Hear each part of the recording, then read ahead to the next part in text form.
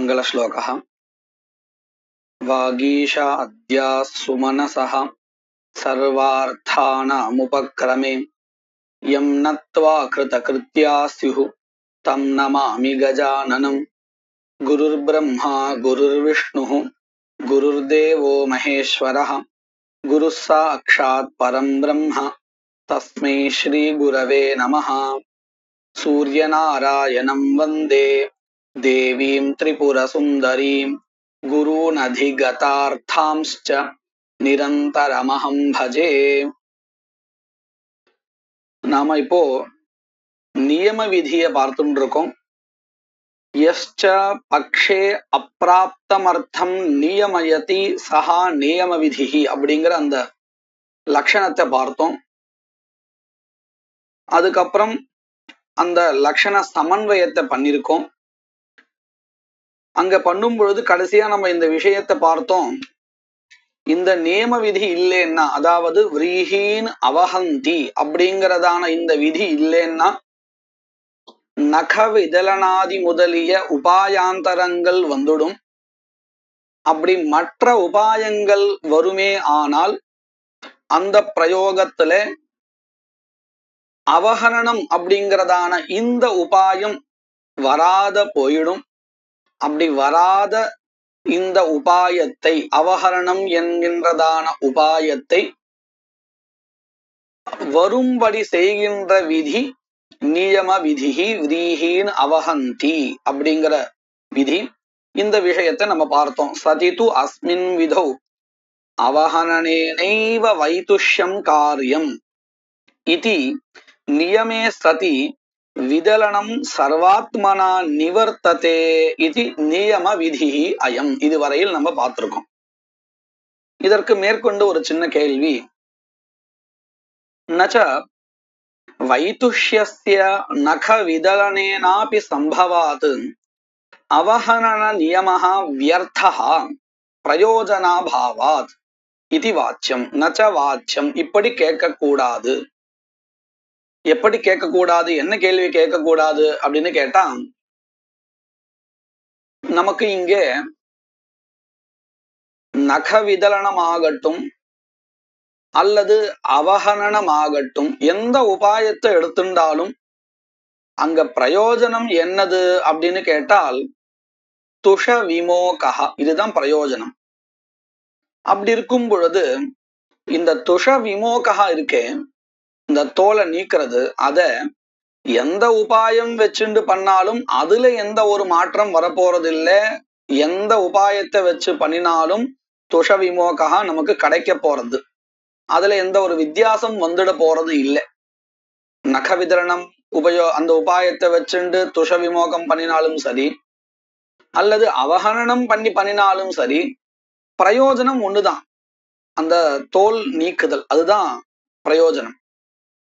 அப்படி இருக்கும் பொழுது அவஹனனேனைவ துஷ விமோகா சம்பாதனீயா, அவஹனனத்தினாலேதான் இந்த துஷ விமோகம் பண்ணணும் அப்படிங்கிற ஒரு நியமம் பண்றேலே இது வியர்த்தம்.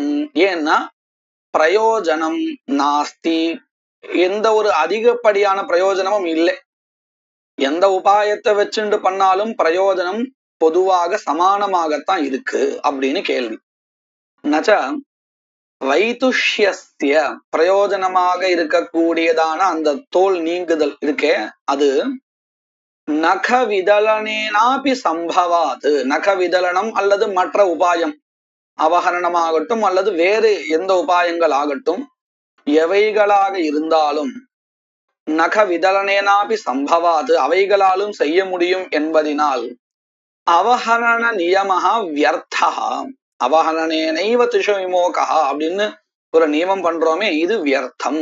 ஏன்னா பிரயோஜனாபாவாத், எந்த விதமான அதிகப்படியான பிரயோஜனமும் இல்லை என்பதினால். இது நச்ச வாச்சியம் என்று சொல்லக்கூடாது. அப்படின்னு என்ன அர்த்தம்? இங்க ஏதோ ஒரு அதிகப்படியான பிரயோஜனம் இருக்கு. என்னது அது? அவகாதே நைவ வைதுஷ்ய கரணே கிஞ்சித் அதிருஷ்டம் ஜன்யதே இது நியமாதிருஷ்ட அங்கீகாராது.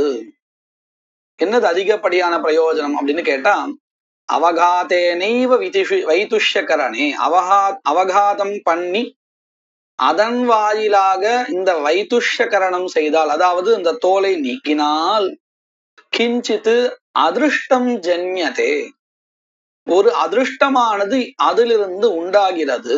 இதி என்பதினால் நியமாதிருஷ்ட அங்கீகாராத், நியம அதிருஷ்டம் என்ற ஒரு அதிருஷ்டத்தை எப்படி இந்த பிரயாஜாதிகள் பண்ணினால் ஒரு அதிருஷ்டம் உண்டாறது அப்படின்னு ஒத்துருக்கோமோ, அத போல அவகரணத்தினால இந்த துஷ விமோகம் செய்தோமே ஆனால் அப்பொழுது அதிலிருந்து ஒரு அதிருஷ்டமானது உண்டாகிறது என்று ஒப்புக்கொள்வதினால் இந்த நியமகா இருக்கே, அவகரணேனைவ துஷ விமோகா காரியான்னு, இது வியர்த்தம் இல்லை. இது நாம சாமான்யமா லௌகிகத்துல கூட பார்க்கலாம். நாம எங்கேயாவது இந்த போலீஸ்களுடைய சல்யூட் எல்லாம் அடிக்கிறாளே, ஒவ்வொருத்தருக்கும் ஒவ்வொரு அளவு வச்சுட்டு இருக்கா. கைய நேவியில இருந்தா ஒரு மாதிரி வச்சுக்கணும், இப்படி எல்லாம் அளவு எல்லாம் இருக்கு. உள்ளங்கையை காமிக்கணும் அல்லது பாதி கையை காமிக்கணும், இப்படி எல்லாம் ஒரு நியமம் வச்சுட்டு இருக்கா. ஏன் வலது கையை வச்சுருந்தா சல்யூட் அடிக்கிறோம், இடது கையை வச்சுட்டு இல்ல. ஏன் இடது கையை வச்சுட்டு அடிச்சா என்ன ஆச்சு அப்படின்னு கேட்டோம்னா, அதுக்கு ஒண்ணு வச்சுட்டு இருக்கோம், ரூல் இப்படித்தான் பண்ணணும்னு இருக்கு. அதை நம்ம பின்பற்றினோமே ஆனால் அந்த ரூல்ஸை பின்பற்றினோங்கிற ஒரு அதிருஷ்டம் நமக்கு உண்டாகும் அப்படின்னு சாமான்யமா நம்ம சொல்றோம் இல்லையா. சாப்பிடுறது அப்படிங்கிறது நமக்கு தெரியும், இப்படி உட்கார்ந்து சாப்பிட்டால் நமக்கு அது நல்லது, உட்கார்ந்து சாப்பிடணும், நின்றுட்டு சாப்பிடக்கூடாது, இதெல்லாம் நியமங்கள் நமக்கு தெரியும். சாப்பிட்டால் பசி தீரும்னு தெரியும், ஆனால் உட்கார்ந்து சாப்பிட்டால் அது நல்லது, நின்றுட்டு சாப்பிட்டால் அது தோஷா, இது நமக்கு தெரியாது இல்லையா. அப்ப நம்ம உட்கார்ந்து சாப்பிடணும் அப்படின்னு சொல்றது நியமா, உட்கார்ந்துதான் சாப்பிடணும். இப்படி நம்ம சாமான்யமா லௌகிகத்திலே கூட சில நியமங்களை பின்பற்றோம். அப்படி இருக்கும் பொழுது இங்கே இந்த அவகரணத்தை வச்சுண்டு பண்ணினால் மட்டும்தான் அந்த அதிருஷ்டம் வரும். வேற உபாயங்களை வச்சுண்டு பண்ணினால் வராது. வருங்கிறதுக்கு எது பிரமாணம்? வேதம்தான் பிரமாணம். ஏன்னா விரீஹின் அவஹந்தின்னு மெனக்கட்டு உபாயங்கள் நிறைய இருக்கும் பொழுது அவகரணம் என்கின்றதான ஒரு உபாயத்தை விதிக்கிறது இல்லையா, அதிலிருந்தே நமக்கு தெரியறது அவகரண பண்ணி துஷ விமோகம் பண்ணினால் மட்டும்தான் அந்த அதிருஷ்டம் உண்டாகும், இல்லைன்னா உண்டாகாது அப்படிங்கிறது தெரியாது. அப்போ இந்த நியம ஜன்யமான அதிருஷ்டத்துக்கு எது பிரமாணம்னு கேட்டா விரீஹி நவஹந்திங்கிற அந்த ஸ்ருதி வாக்கியம்தான் பிரமாணம். நியமேன திருஷ்ட காரிய அலாபே அபி அதிருஷ்டஸ்ய உற்பத்தேஹே, இந்த நியமகா இருக்கே, அதாவது அவகரணத்தினாலதான் துஷ விமோகம் பண்ணணும் அப்படின்னு, அதுல இருந்து நமக்கு திருஷ்டமான பிரயோஜனம் புதுசா ஒண்ணும் இல்லை. அதாவது வேற உபாயத்தை எடுத்துட்டாலும் கூட, நக விதரணமோ யந்திரமோ ஏதாவது ஒரு உபாயத்தை எடுத்துட்டாலும் கூட திருஷ்டமான பிரயோஜனம், நேரடியாக நமக்கு தெரியக்கூடிய பிரயோஜனம் எல்லாம் ஒண்ணுதான், வித்தியாசம் இல்லை. ஆனால் அவகரணத்தினால துஷ விமோகம் பண்ணும் பொழுது அதிருஷ்டம் என்கின்றதான இன்னொரு பிரயோஜனம் உற்பத்தி ஆகிறது. மற்ற உபாயங்கள் எடுத்துட்டால் இது கிடைக்காது. நியமேன திருஷ்ட காரிய அலாபே அபி, திருஷ்ட காரியம் வேறு ஒன்றும் கிடைக்காத பொழுதிலும் கூட அதிருஷ்டஸ்ய உற்பத்தே, அதிருஷ்டம் உற்பத்தி ஆவதனால் அதை செய்ய வேண்டியது. தச்ச அபூர்வம் யாகோத்பத்தியபூர்வத்வாரா பலாபூர்வே உபயுஜ்யதே. நம்ம அடுத்த ஒரு கேள்வி கேட்போம். இந்த அவகரண நியமத்தினால ஒரு அதிருஷ்டம் உண்டாகிறதுன்னு சொன்னோமே, அந்த அதிருஷ்டம் வேண்டாம், எனக்கு அதை விட ரொம்ப சுலபமா யந்திரத்துல போட்டா ரொம்ப சீக்கிரமா கிடைச்சிடுறது, அந்த அதிருஷ்டம் எனக்கு வேண்டாம் அப்படின்னு நம்ம சொல்லக்கூடாது. ஏன்னா அந்த அதிருஷ்டம் நமக்கு உபயோகப்படுறதாக இல்லை. இந்த அவகரண நியமத்தினால உண்டாகக்கூடிய அபூர்வமானது உற்பத்தி அபூர்வ துவாரா பலாபூர்வத்துக்கு உபயோகப்படுறது. அப்போ இப்படி நாம அனுஷ்டானம் பண்ணலேன்னா, அதாவது அவகரணம் பண்ணி துஷ விமோகம் பண்ணலேன்னா, இதுல இருந்து வரக்கூடியதான நியமாதிருஷ்டம் வராது, நியமாபூர்வம் வராது. அது வரலன்னா உற்பத்தி அபூர்வத்துல ஒரு வைகுண்யம் வந்துடும், ஒரு குறைவு ஏற்பட்டுடும். உற்பத்தி அபூர்வத்துல ஒரு குறைவு ஏற்பட்டால் அதிலிருந்து வரக்கூடியதான பலாபூர்வம் இருக்கே, அதுலயும் ஒரு குறைவு ஏற்படும். அப்போ இந்த அவகரண ஜன்யமான நியமாதிருஷ்டம்னு நாம எதை சொல்றோமோ அதை நாம வேண்டாம்னு சொல்லிட்டோம்னா அதனுடைய பாதிப்பு எங்க வரும்னு கேட்டா பலாபூர்வத்துல வரும். பலாபூர்வத்துல வந்தால் பலம் உண்டாகாது. அப்ப நாம இத வேண்டாம், நான் ரொம்ப சுலபமான வழியை தேர்ந்தெடுத்துக்கிறேன்னு சொல்ல முடியாது. அவகரணம் பண்ணிதான் துஷ விமோகம் பண்ணணும்னு சொல்லி கொடுத்தால் அப்படித்தான் பண்ணணும். தச்ச அபூர்வம், அதாவது நியமஜன்ய அதிருஷ்டம் யாக உற்பத்தியபூர்வத்வாரா பலாபூர்வே உபயுஜ்யதே தேன நியமாபூர்வ அபாவே. நாம அவகரணம் பண்ணாத வேற உபாயத்தை எடுத்திருந்தால் நியமாபூர்வம் கிட்டாது. அப்படி கிட்டாத போது என்ன ஆயிடும்? நியமாபூர்வ அபாவே பலாபூர்வமேவ ந உற்பத்தியதே, பலாபூர்வமே உற்பத்தி ஆகாத போயிடும். இதி என்பதினா இதி கல்பனாது என்று சாஸ்திரத்தின் வழியாக சாஸ்திரத்தில் காட்டிய வழியில் இப்படி ஒரு ஏற்பாடு செய்யப்பட்டுள்ளதுனால கல்பனாது நியமாபூர்வஸ்ய ந வையர்த்தம், நியமாபூர்வம் வியர்த்தம் அப்படின்னு சொல்லக்கூடாது. இது இங்க மட்டும் இல்லை, எங்கெங்கெல்லாம் இந்த மாதிரியான நியம விதியை ஒத்துக்கிறோமோ அங்க எல்லா இடத்துலயும் இப்படித்தான் பிரக்கிரிய அப்படிங்கிறத சொல்றதுக்காக ஒரு உதாரணம் சொல்றார்.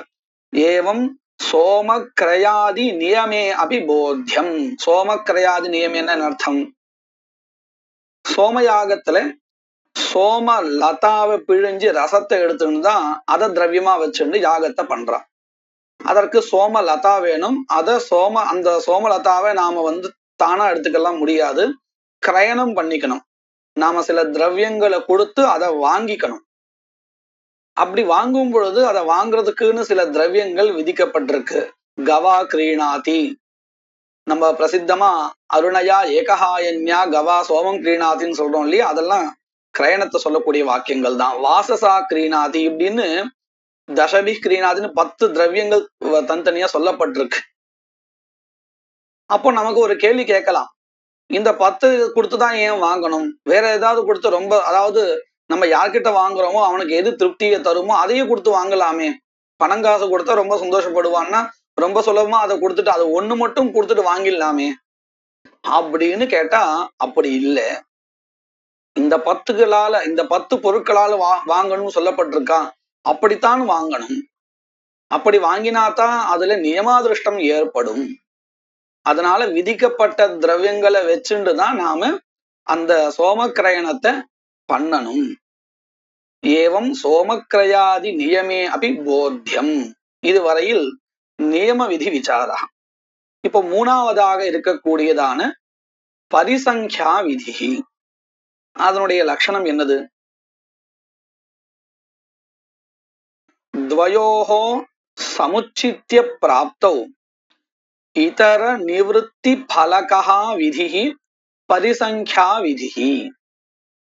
யதா சயன பிரகரணே இமாமகிருப்ணன் ரசனாமிருதஸ்ய இதி அஸ்வாபிதானீம் ஆதத்தே இதி அஸ்வரசனாகிரஹணாங்கத்வேன மந்திர விதிஹி. துவயோஹோ சமுச்சித்ய பிராப்தௌ அப்படின்னு என்ன அர்த்தம்? இரண்டு ஒரு இடத்துல சேர்றது. இப்படி 2 சேரும் பொழுது அந்த 2த்துல ஒன்னுத்த நிவர்த்தி பண்ணி விடுறது, ஒதுக்கி விடுறது பரிசங்கியா விதி அப்படின்னு இதனுடைய லட்சணம். துவயோஹோ இரண்டுகளுடைய சமுச்சித்ய பிராப்தோ சேர்ந்து கிடைக்கும் பொழுது அந்த 2ல் ஒன்றை ஒதுக்குவது பரிசங்கியா விதி. இதற்கு உதாரணமாக எடுத்துட்ட இடம் இமாமகிருப்ணன் ரசனாமிருதஸ்ய அப்படிங்கிற ஒரு மந்திரம். இந்த வாக்கியம் இப்படி இருக்கு. இந்த மந்திரத்துக்கு அப்புறம் விநியோஜக வாக்கியம் இருக்கு.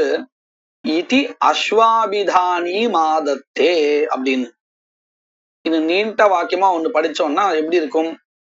இமாமகிருப்ணன் ரசனாமிருதஸ்ய இத்யஸ்வாபிதானி மாதத்தே அப்படின்னு ஒரு வாக்கியம். இந்த வாக்கியத்துல ஆரம்பத்துல இமாமகிருப்ணன் ரசனாமிருதஸ்ய அப்படின்னு ஒரு அம்சம் இருக்கு இல்லையா, இது மந்திரத்தினுடைய ஒரு பகுதி.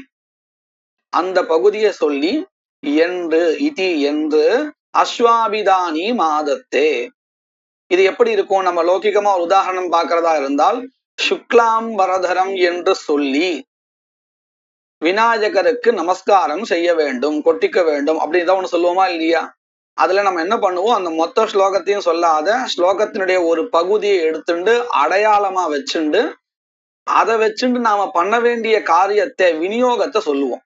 சுக்லாம் வரதம் என்று நமஸ்காரம் செய்ய வேண்டியது. இப்போ நமஸ்காரம் செய்ய வேண்டியதுங்கிறத விநியோக, அந்த மந்திரத்தை நமஸ்காரத்துல நம்ம விநியோகம் பண்றோம். இப்படித்தானே லௌகிகத்துல சொல்றோம். அதே மாதிரியான ஒரு வாக்கியம் தான் இது. இமாம கிருட்னன் ரசனா மிருதஸ்ய அப்படிங்கிறது ஒரு மந்திரத்தினுடைய ஒரு சின்ன பகுதி. அதனுடைய ஒரு பகுதியை எடுத்து சொல்லி இதி என்று அஸ்வாபிதானி மாதத்தே. அஸ்வ அபிதானி, அபிதானின்னு சொன்னா இந்த கழுத்துல கட்டக்கூடியதான கயிறு,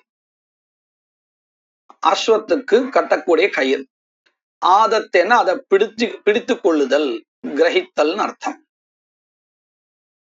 இங்க என்ன நிலைமை இருக்கு அப்படின்னு கேட்டால், கர்தபகா அஸ்வஹா, கழுத குதிரை, இந்த ரெண்டுத்தினுடைய இந்த கழுத்துல இருக்கக்கூடிய கயிறை பிடிச்சுக்கணும். இந்த ரெண்டுத்தையும் மண்ணு கொண்டு வரதுக்காக அதை அழிச்சுட்டு போகணும்.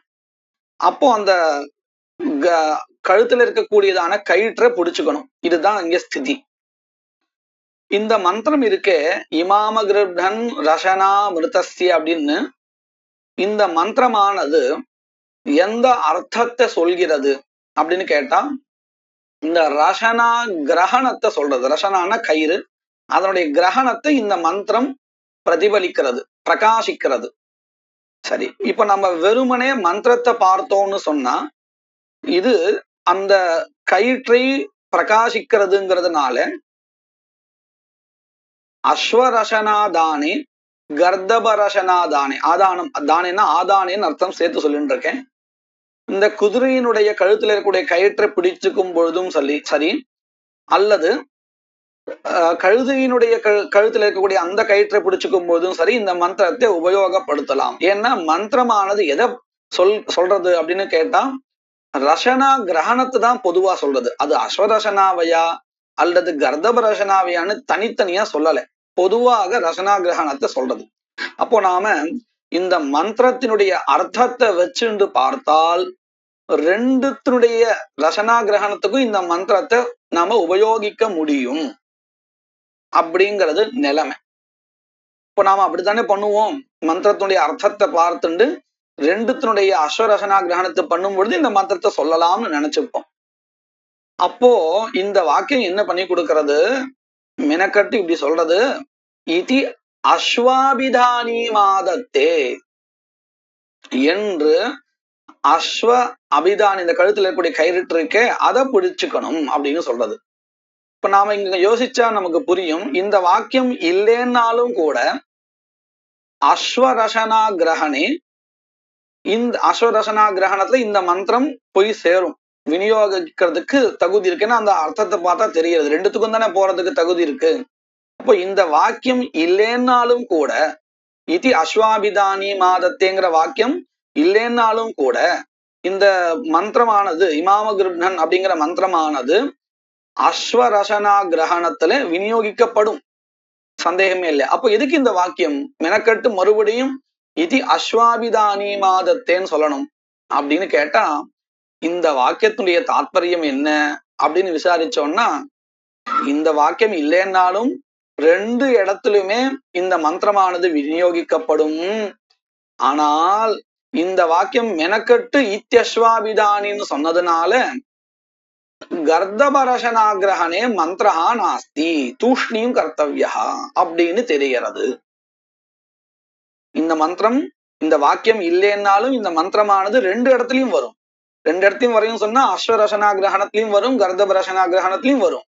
மெனக்கட்டு இந்த வாக்கியம் இதி அஸ்வாபிதானி மாதத்தே அப்படின்னு சொன்னதுனால நமக்கு என்ன தெரிகிறது, இந்த வாக்கியம் அஸ்வரசனா கிரகணத்தை சொல்லும் பொழுது இந்த மந்திரம் விநியோகிக்கப்படட்டும் அப்படின்னு சொல்றதுக்காக வரல.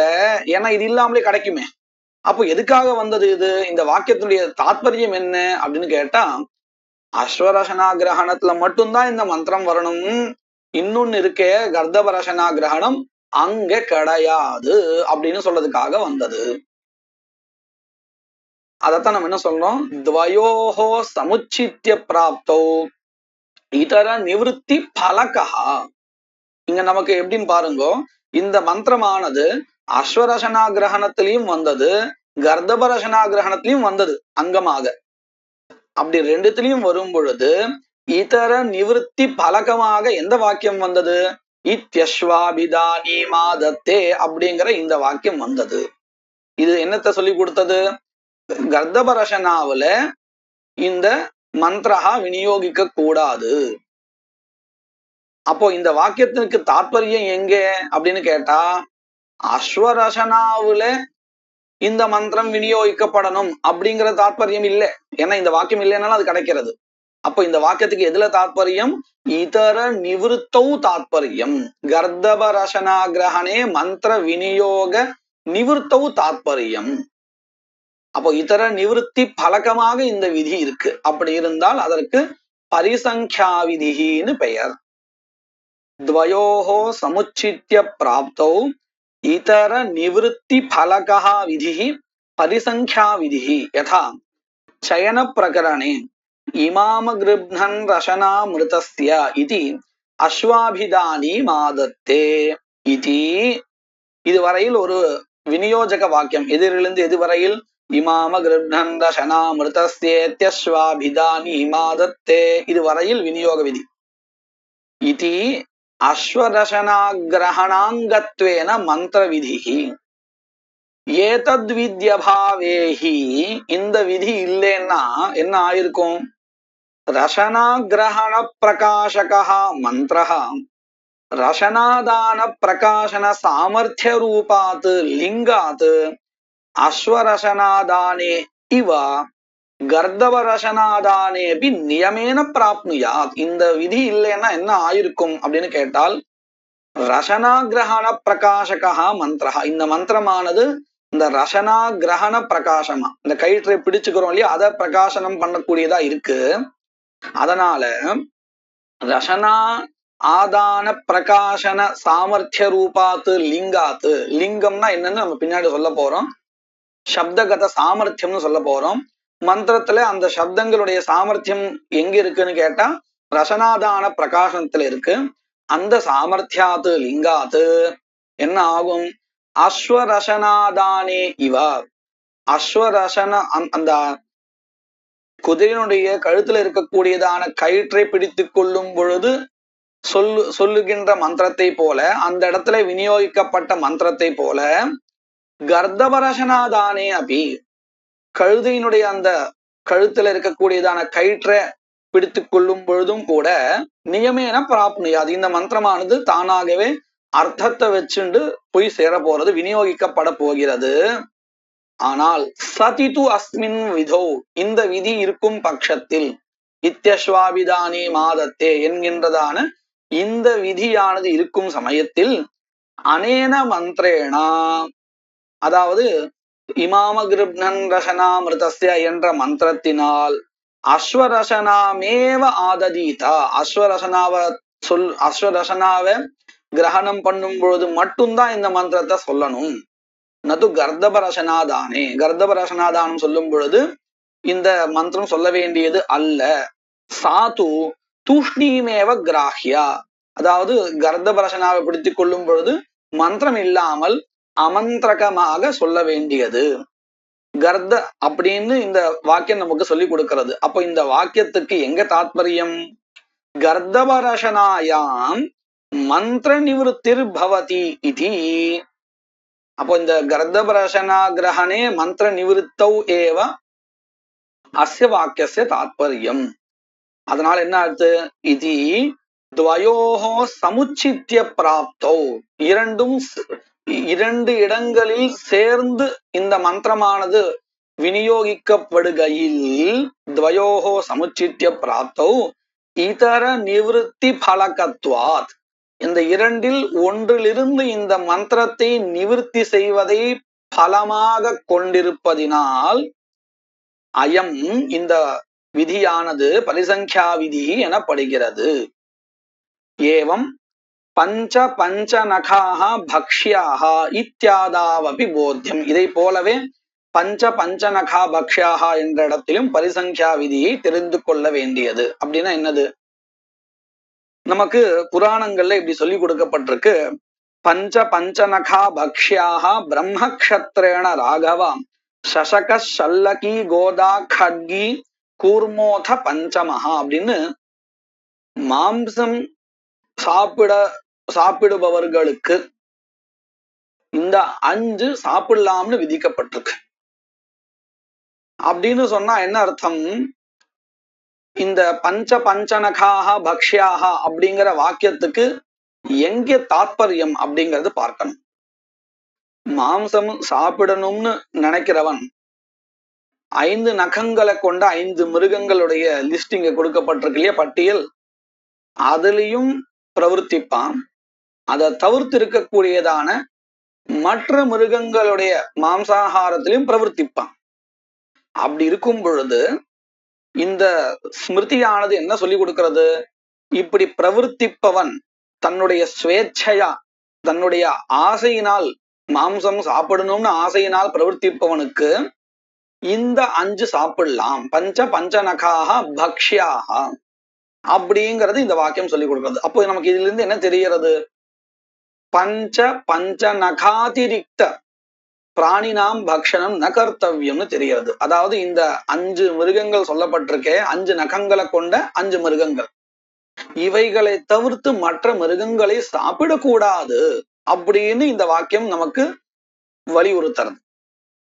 ஆனா வாக்கியத்தை பாருங்க, வாக்கியம் எப்படி இருக்கு? பஞ்ச பஞ்ச நகாஹா பக்ஷ்யாஹா அப்படின்னு தான் இருக்கு. இந்த வாக்கியத்தை நேரடியான அர்த்தம் என்னது? 5 நகங்களை கொண்ட 5 மிருகங்களை சாப்பிட வேண்டும் அப்படின்னு இருக்கு. இங்க எங்கேயாவது இந்த வாக்கியத்துல இதை தவிர்த்து மற்ற சாப்பிடக்கூடாதுன்னு இருக்கா அப்படின்னு கேட்டா இல்ல. அப்போ எப்படி இந்த வாக்கியத்துக்கு இப்படி அர்த்தம் பண்றேன் அப்படின்னு கேட்டா பாருங்க, இந்த வாக்கியம் இல்லைன்னு வச்சுப்போம். பஞ்ச பஞ்சநகாஹா பக்ஷ்யான்னு வாக்கியம் இல்லைன்னாலும் கூட அவன் இதையும் சேர்த்தான சாப்பிட போறான். யாருக்கு மாம்சம் சாப்பிட்றதுல விருப்பம் இருக்கோ அவன் 5 நகங்களை கொண்ட 5 மாம்சங்களையும் சாப்பிடுவான். அதை தவிர்த்து மற்ற மாம்சத்தையும் சாப்பிடத்தான் போறான். அப்போ இந்த வாக்கியம் இந்த 5 நகங்களை கொண்ட 5 மிருகங்களை சாப்பிடணும் அப்படின்னு சொல்றதுல அது தாற்பயம் கொண்டிருக்கல.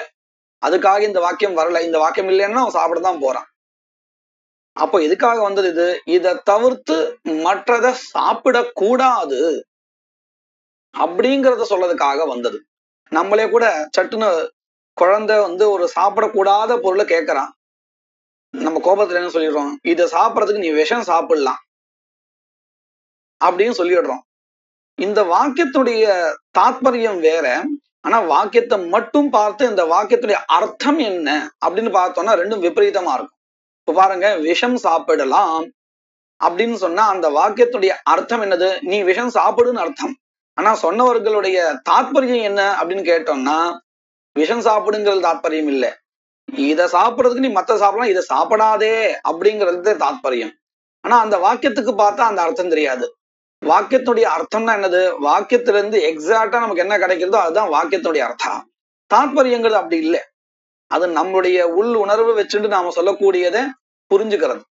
ஆனா ரெண்டுத்துக்கும் வித்தியாசம் இருக்கு. அத போல பஞ்ச பஞ்சநகா பக்ஷ்யாக அப்படிங்கிற அந்த வாக்கியத்துடைய அர்த்தத்தை பார்த்தா நமக்கு என்ன தெரியாது? 5 நகங்களை கொண்ட 5 பிராணிகளை சாப்பிடு அப்படின்னு தெரிகிறது. வாக்கியத்திலிருந்து பார்த்தா நேரடியான அர்த்தம் இப்படி தெரிகிறது. ஆனா தாத்பரியம் அது இல்லை. அதை சொல்றதுக்காக இந்த வாக்கியம் வரல. இதை தவிர்த்து மத்த 5 சாப்பிடாதே அப்படிங்கிறதுதான் தாத்பரியம். அப்போ இந்த வாக்கியமானது எதுக்காக வந்ததுன்னு கேட்டா இதர நிவிருத்தி அர்த்தம். அதாவது 5 நகங்களை கொண்ட 5 மிருகங்களை தவிர்த்து மற்ற மிருகங்களை சாப்பிடக்கூடாதுன்னு நிவர்த்தி சொல்றதுக்காக வந்த வாக்கியம்.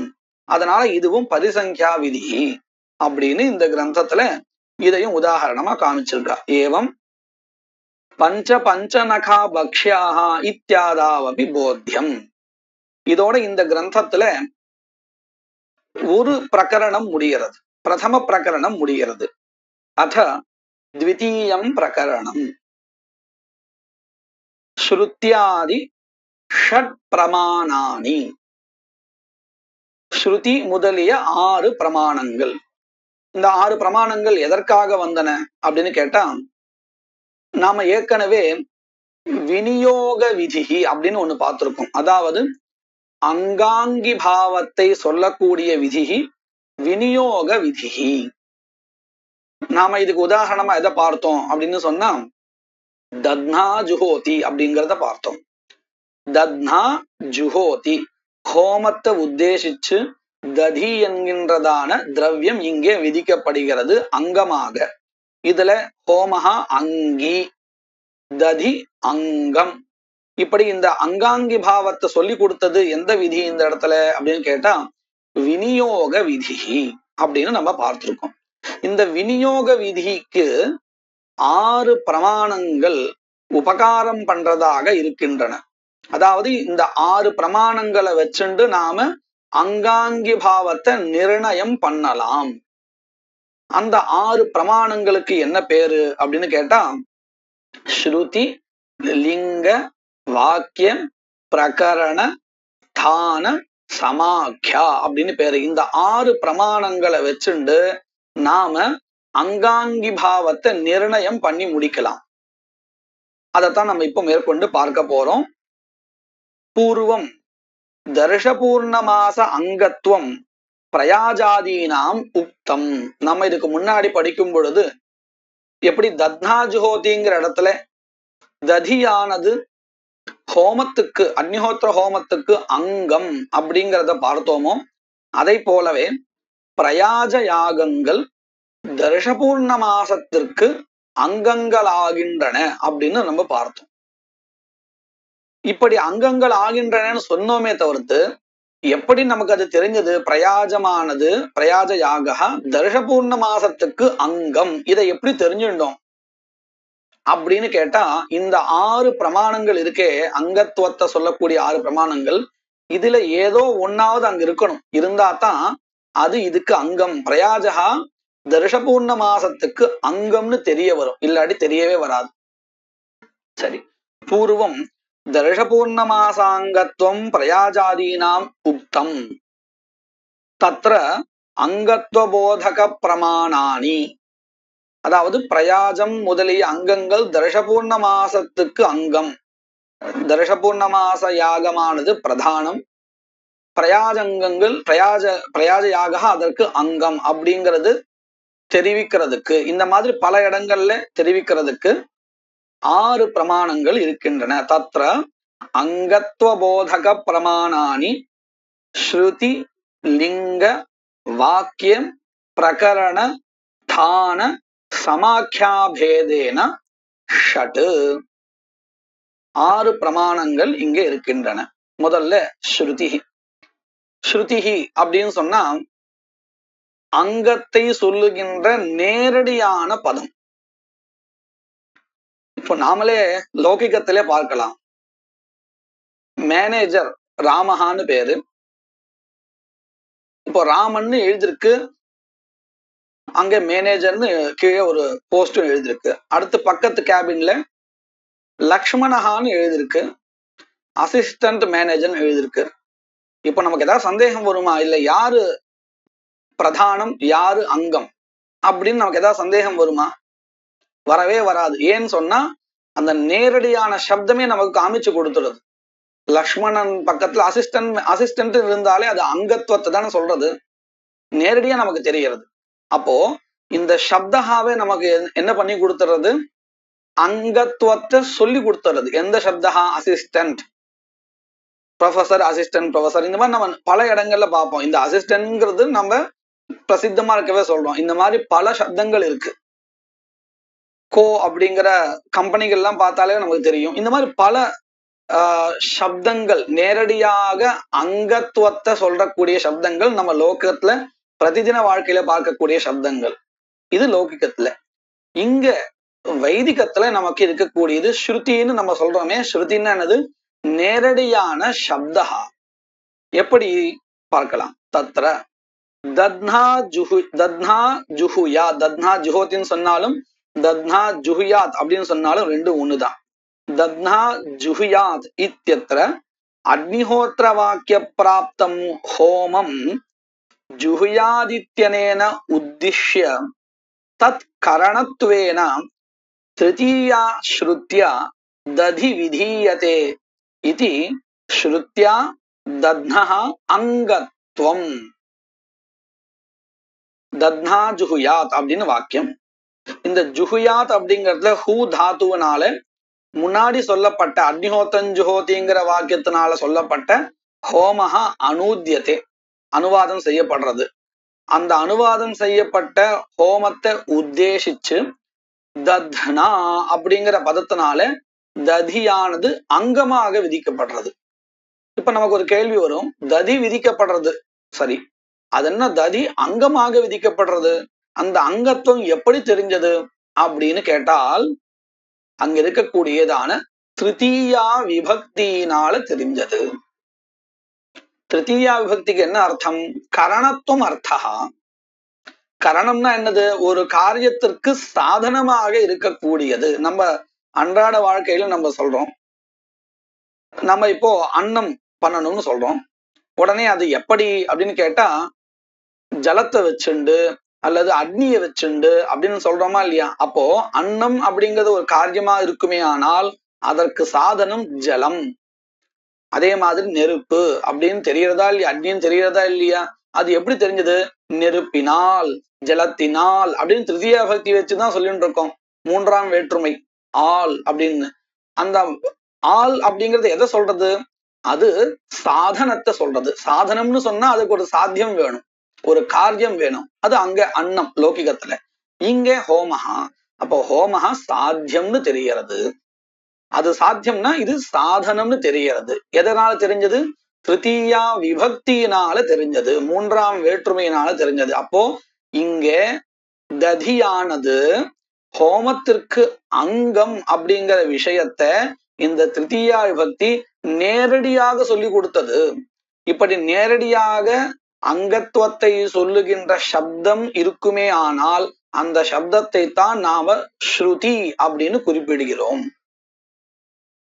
தத்ர தத்னா ஜுஹுயாத் இத்யத்ர அக்னிஹோத்திர வாக்கிய பிராப்தம் ஹோமம். அக்னிஹோத்திர வாக்கிய பிராப்த ஹோமம்னா அக்னிஹோத்திரன் ஜுஹோதி அப்படிங்கிற வாக்கியத்தினால பிராப்தம் கிடைக்க பெற்றதான ஹோமம், ஹோமத்தை ஜுஹுயாத் என்கின்ற பதத்தினால் உத்திஷ்ய அனுவாதம் செய்து உத்தேசம் செய்து தத் கரணத்வேன அந்த அக்னிஹோத்திர ஹோமத்திற்கு கரணமாக திருத்தீயா ஸ்ருத்யா மூன்றாம் விபக்தியினால ததி விதீயதே ததியானது விதிக்கப்படுகிறது. இதி என்பதினால் ஸ்ருத்யா இங்கே ஸ்ருதியினால் அதாவது நேரடியான சப்தத்தினால் தத்னஹா அங்கத்துவம் ததி தத்னஹா அங்கத்துவம் ததியானது ஹோமத்திற்கு அங்கம்.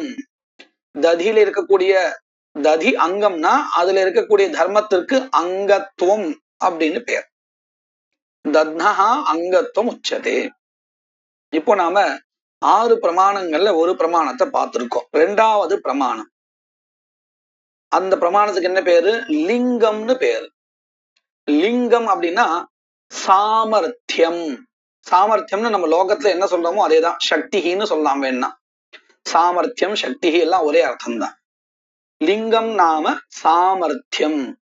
தச்ச த்விவிதம். சாமர்த்தியம் அப்படிங்கிறது 2 விதமா இருக்கு. ஒண்ணு பொருள்ல இருக்கக்கூடியதான சாமர்த்தியம், இன்னொன்னு சப்தத்துல இருக்கக்கூடியதான சாமர்த்தியம். தச்ச த்விவிதம் அர்த்தகதம் சப்தகதம் சேதி. அர்த்தகதம்னா அர்த்த பதத்துக்கு இங்க பொருள் அப்படின்னு அர்த்தம். பொருள்ல இருக்கக்கூடியதான சாமர்த்தியம். இன்னொன்னு சப்தகதம் சேதி. ஆத்யம் யதா. ஆத்யம்னா முதலாவது, அதாவது அர்த்தகத சாமர்த்தியம். யதா எவ்வாறு? அதற்கு உதாரணம் ஸ்ருவேண அவத்யதி இது அவதான சாமானிய சேஷத்துவ அவகமே அபி ஸ்ருவஸ்ய சாமர்த்திய ரூபாத் லிங்காத் ஆஜ்ய சான்னாயாதி திரவத்ரவ்யஸ்ய அவதான விசேஷாங்கத்துவம். இங்க என்ன நிலை அப்படின்னு நம்ம முதல்ல புரிஞ்சுக்கணும். ஸ்ருவேண அவத்யதி, ஸ்வதிதினா அவத்யதி, இப்படி எல்லாம் வாக்கியங்கள் இருக்கு. ஸ்ருவஹா அப்படின்னா ஒரு காஷ்ட விசேஷா. நாம இதை பல இடங்கள்ல ஹோமங்கள்ல ஸ்மார்த்தத்திலே பார்த்திருக்கலாம். ஒரு குழி இருக்கும், அதாவது நம்ம அந்த கரண்டின்னு சொல்லிட்டு இருக்கோம் இல்லையா, சிற்கு சுவம்னு, அதுதான் அது. ரொம்ப லௌகிகமா சொல்லதா இருந்தால் ஹோம கரண்டி அப்படின்னு சொல்லிக்கணும். சரி, இப்போ அவதானம்னா என்னது அப்படின்னு கேட்டா, ஒரு ஹவிஸ நம்ம என்ன பண்ணிட்டு இருக்கோம், ஒரு பெரிய பாத்திரத்துல வச்சுட்டு இருப்போம்.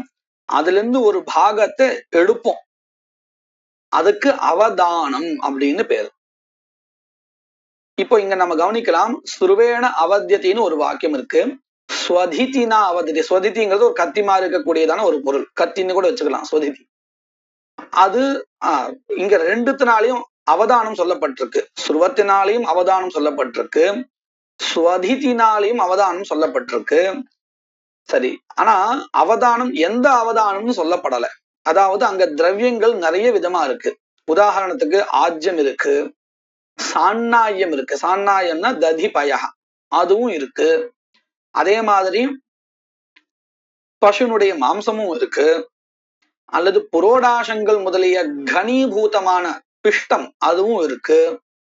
இப்போ எதனால எதை அவதானம் பண்றது அப்படின்னு கேள்வி கேட்டா நாமளே என்ன சொல்லுவோம், இந்த திரவமாக இருக்கக்கூடியதை, இந்த ஹோமக்கரண்டின்னு சொல்லக்கூடியதான ஸ்ருவம், ஹோமக்கரண்டின்னு நான் ரொம்ப புரியறதுக்காக லௌகிகமா சொல்றேன், இந்த ஸ்ருவத்தினால அவதானம் பண்ணலாம். ஏன் அப்படின்னு கேட்டா நம்ம என்ன சொல்லுவோம், அதுல குழி இருக்கும், அது ஆஜ்யத்தை எடுக்கிறதுக்கு சமர்த்தனா இருக்கும் அப்படின்னு சொல்லுவோம். அதே மாதிரி ஸ்வதிதியோ அல்லது மற்ற எதுவோ அது எதுக்கு உபயோகப்படும், மாம்ச அவதானம் பண்றதுக்கோ அல்லது புரோடாச அவதானம் பண்றதுக்கோ அது சமர்த்தமா இருக்கும் இப்படின்னு நாமளே ஒரு முடிவு பண்ணுவோமா இல்லையா?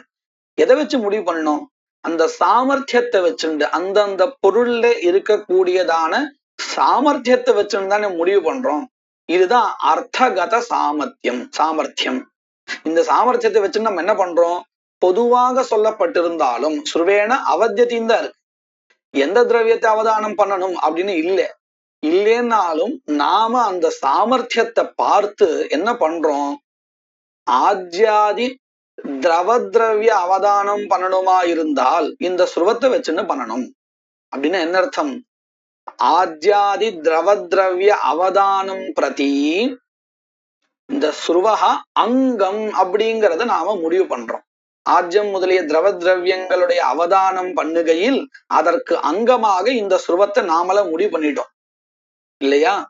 இதை எப்படி முடிவு பண்ணணும், அங்க பொதுவாதான வாக்கியம் இருக்கு, ஸ்ருவேன அவத்தியம் தான் இருக்கு அப்படின்னு கேட்டா, அந்த ஸ்ருவத்துல இருக்கக்கூடியதான சாமர்த்தியத்தை வச்சுண்டு இப்படி அர்த்தம் பண்ணினோம். இதுதான் அர்த்தகத சாமர்த்தியம் அப்படின்னு சொல்லிட்டு இருக்கோம்.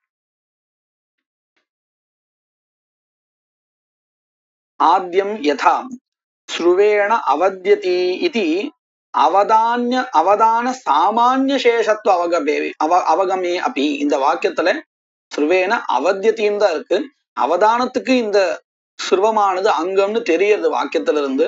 ஆனா எந்த அவதானத்துக்குன்னு இல்லை, அதனாலதான் இங்க எப்படி எழுதியிருக்கா, அவதான சாமானிய சேஷத்துவ அவகமேபி. அவதானத்துக்கு இது அங்கம், அது தெரியறது, ஏதோ ஒரு சாமான்யமான அவதானம் அப்படின்னு அர்த்தம். விசிஷ்ய ஒரு இந்த அவதானம் அந்த அவதானம் இல்லை, பொதுவாக அவதானத்துக்கு அங்கம் இப்படின்னு தெரிஞ்சாலும் கூட ஸ்ருவஸ்ய சாமர்த்திய ரூபாத்து லிங்காத்து, சாமர்த்தியம் என்கின்றதான அந்த லிங்கத்திலிருந்து ஹேது, அதாவது அந்த ஹேத்து அந்த சாமர்த்தியத்தை வைத்துக்கொண்டு காரணமாக வைத்துக்கொண்டு ஆஜ்ய சாண்ணாயாதி திரவத்ரவியஸ்ய அவதான விசேஷாங்கத்துவம், திரவத்ரவியமாக இருக்கக்கூடியதான ஆஜ்யம் முதலிய அவதானங்களுடைய அங்கமாக இது நிர்ணயம் செய்யப்படுகிறது. எதை வச்சுண்டு, அர்த்த சாமர்த்தியத்தை வச்சுண்டு. ஸ்ருவேன புரோடாசாதி அவதானத்தை கர்த்தும் அசக்கியத்துவாத். ஸ்ருவத்தை வச்சுண்டு புரோடாசம் முதலிய கனீபூதமான பதார்த்தங்களுடைய திரவியங்களுடைய அவதானம் பண்ண முடியாது, அதுக்கு இது சமர்த்தனா இல்லை. அப்படிங்கிறதுனால இது முதல் ஒரு விதமான சாமர்த்தியம் இருக்கே, முதல் விதம் என்னது, அர்த்தகத சாமர்த்தியம், அதற்கு இது உதாரணம். சப்தகதம் து லிங்கம் அர்த்த பிரகாசன சாமர்த்தியம். இப்ப கூட நம்ம கொஞ்ச நேரம் முன்னாடி பார்த்தோம், இந்த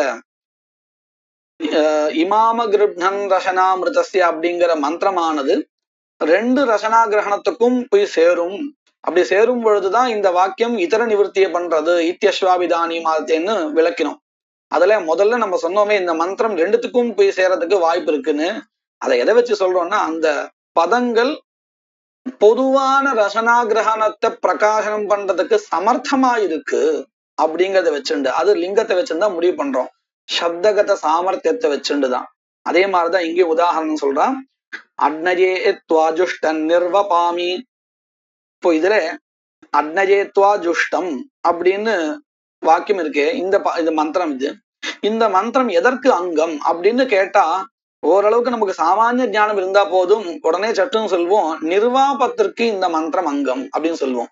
எதை வச்சு முடிவு பண்ணோம்?